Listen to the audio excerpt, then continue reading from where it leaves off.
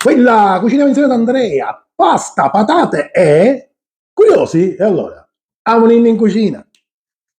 E rieccoci qua al nostro appuntamento goloso. Quello che andremo a fare oggi è una pasta e patate. Però non sarà una classica pasta e patate. Ovviamente è una mia versione, anzi per meglio dire, è la versione che usava fare mia madre. Mia madre era totalmente negata in cucina, ma due cose sapeva fare. Un tiramisù e una pasta e patate strepitosa, che è quella che vi presenterò oggi. Ovviamente quello che ci occorre sono delle patate, ovviamente, poi del finocchietto selvatico profumatissimo e i cruztieddi. Ma chi sono i cruztieddi? Per chi non fosse siciliano mi rendo conto che è un problema sapere cosa siano. Sono castagne secche. Queste castagne secche prendono il nome in Sicilia di cruztieddi. Sono dure come acciaio, diciamo noi, che ci vuole veramente una dentiera di Ercole per poterle mordere, perché sono durissime. Infatti solitamente si usa ammorbidirle mettendole per qualche minuto in acqua tiepida. Porteranno alla nostra pasta un sapore molto ma molto intenso di castagna e poi sarà ovviamente profumata con del finocchietto selvatico. Comunque, adesso man mano che andremo a fare la nostra ricetta, andrete a scoprire tutti i piccoli, chiamiamoli pure così, segreti che usava mia madre per fare questa pasta e patate cremosissima e buonissima. Semplice nella sua esecuzione, perché come vi ripeto, mia madre era negata per cucinare. E niente, quindi adesso iniziamo a fare questa preparazione velocissima, ma di grandissimo effetto, perché alla fine il risultato sarà strepitoso. Per cui adesso girate da questa parte e vi faccio vedere da vicino tutte le varie fasi.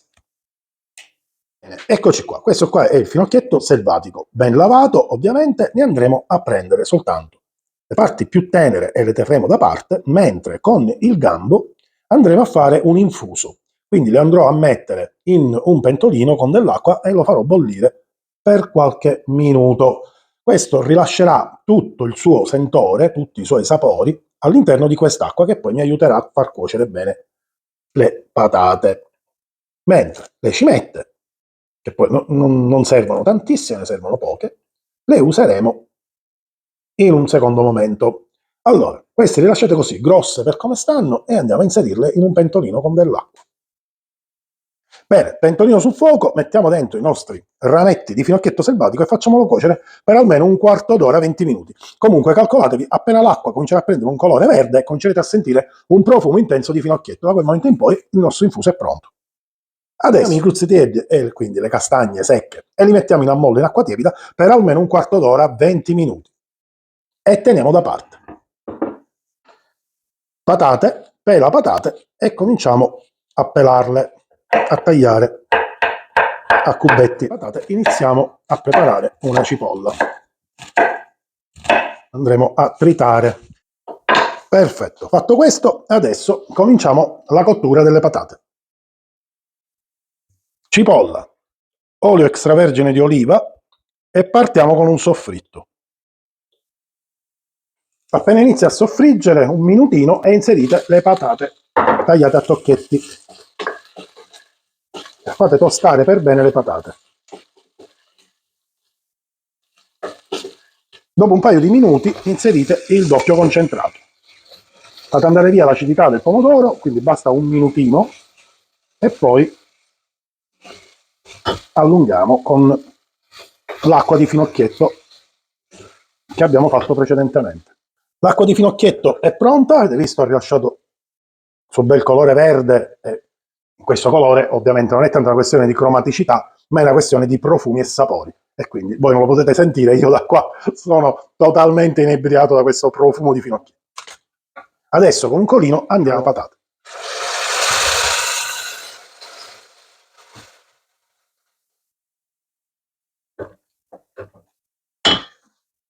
Ci siamo. Le nostre patate stanno andando in cottura, vi do un paio di consigli, un paio di dritte. Una è quella, per esempio, se avete un sapore meno intenso di finocchietto selvatico, quello che vi consiglio io di fare è di inserire soltanto un paio di mestoli di finocchietto, non di più. Poi le cimette, mettere in questo preciso momento, mentre cuociono le patate, richiederanno sicuramente altri liquidi. E come vi dicevo poc'anzi, o continuate con l'acqua aromatizzata al finocchietto, oppure se è un sapore per voi eccessivamente intenso, quindi volete soltanto appena appena sentire quel leggero aroma, allungate tranquillamente o con del brodo vegetale, oppure se volete anche con dell'acqua. Non è un problema, questa è una scelta del tutto personale. Una variante che io adotterò oggi, che mia mamma non ha mai usato perché ai tempi in Sicilia il guanciale non c'era, non si trovava e non c'era neanche modo di poterlo reperire facilmente, adesso ormai lo si trova praticamente dappertutto, andrò a fare del guanciale croccante. Per cui mi vado a prendere una fetta di guanciale e questa qui, e questa fetta di guanciale me la andrò a cubettare, la metterò in una padella senza liquidi, quindi la porterò a temperatura, metterò i cubetti di guanciale all'interno, lo farò sudare, la renderò croccante. Volendo il guanciale si può sostituire tranquillamente con della pancetta affumicata o della pancetta dolce. Anche qui, libero arbitro, potete spaziare a gusto vostro. Potete anche non mettere nulla e lasciarla così ed è altrettanto buona. Basta, detto questo, adesso mi cubetto, come vi dicevo, il guanciale, questa fetta la privo della cotenna e me lo vado a cubettare.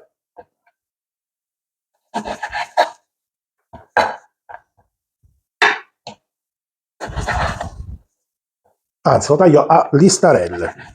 Fatta anche questa operazione, adesso girate da questa parte così andiamo a continuare a vedere le fasi della cottura. Mettiamo il guanciale in padella e facciamolo croccante. Una volta che è croccante il nostro guanciale lo andiamo a prendere e a mettere in un piatto. Parte di questo grasso, che è buonissimo, lo andremo ad inserire all'interno delle patate.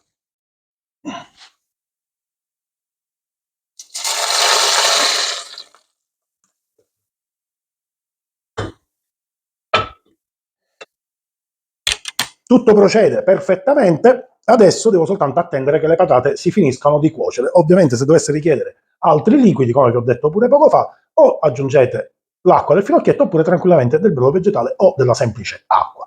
Una volta che le nostre patate e il nostro intingolo, perché ormai non sono più solo patate, saranno cotte, io le andrò a frullare e dopo averle frullate inserirò le castagne. Questo perché non sarà una vera e propria frullata, tenderò fondamentalmente a rompere magari le patate quelle un po' più piccole perché mi aiuterà a rendere la pasta molto ma molto cremosa, per cui qualche patata più grossa la salverò perché comunque fa sempre piacere trovarla nel cucchiaio e poterla masticare, perché io dico sempre con signore ne retti dentro per masticare, se no ne faceva tutte quante sgangolate, quindi sdentati. Tanto dopo aver frullato leggermente le patate inserirò appunto i cuzzetiedi, le castagne secche, questo mi apporterà una maggiore croccantezza al piatto, quindi consistenza più che croccantezza, quindi tra qualche patata che non si è frullata e la castagna secca, il piatto avrà anche una sua bella consistenza. Allora, attendiamo che le patate finiscono di cuocere e vi faccio vedere nella pratica quello che vi ho appena detto. Andiamo a dare proprio un paio di colpi di mini pinner.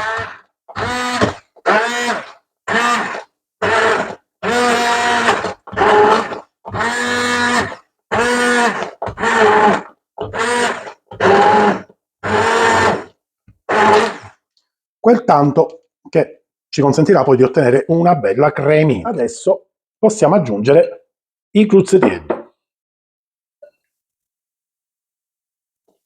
Facciamo stare ancora 10 minuti, un quarto d'ora, giusto il tempo che i cruzzettieri si ammorbidiscano definitivamente.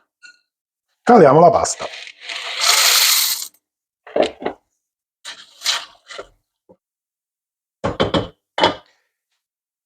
E nel frattempo che la pasta cuoce, adesso mi vado a cubettare piccola piccola una scamorza affumicata. Diciamo che questo trae ispirazione più che altro pasta e patate napoletano. Usano scamorza, usano la provola affumicata, insomma. Io sto usando la scamorza, ma nulla toglie di poter usare tranquillamente una provola affumicata. E la teniamo da parte, vi faccio vedere adesso quando andrà inserita. Aspettiamo comunque che finisce di cuocere la pasta.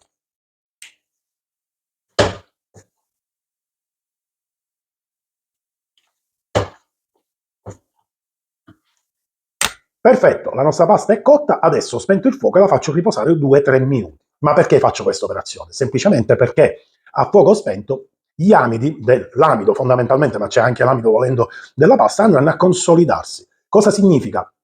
In breve tutto ciò, o in termini pratici, significa alla fine andremo ad ottenere una pasta molto ma molto più cremosa. Dobbiamo soltanto pazientare questo paio di minuti e poi andremo a completare il piatto. Trascorsi 2 minuti inserisco la scamorza affumicata.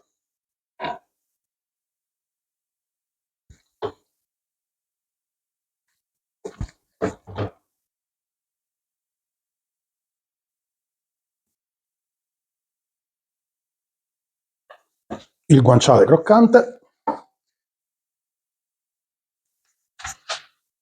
per finire un giglio d'olio di quello buono.